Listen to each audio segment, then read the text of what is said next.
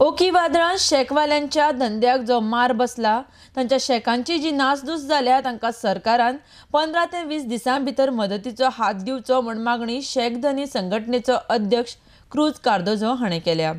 RDX Goa खातीर पणजेच्यान chief reporter Kenzil Rodrigues. Actually, what has happened is a natural calamity, but our government is totally unprepared for any natural calamity.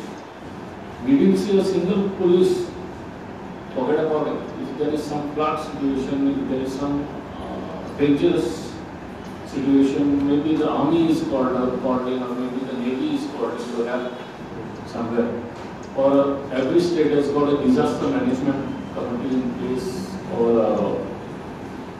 a body in place. Now, from the fact that John Logo called up the press and called up the certain risky and all, and nobody knew what is happening, means we are totally left at the mercy of the nature. That's why I say, like, because there is no response from the government as far as action, disaster management action. Second thing, no police personnel visited to the beach. Nor any, at least some officials should have visited the beach or should have been on alert. Nobody was on alert. And I will request the government to compensate at the earliest those sheds which have got fully destroyed.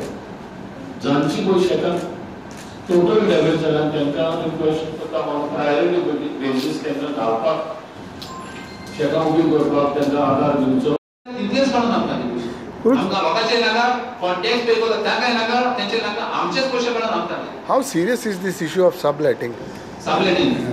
Subletting is, if you name anybody, I am ready to complain, or we, the committee, we are ready. In fact, we have asked the government to form a committee in each ward, so that committee will give us report saying that this has been subletted, and we are ready to take action. Even we are ready to close down the sheds all over Goa if they are not taking action. Because we are fighting for Goans, those who have been in this business for many years.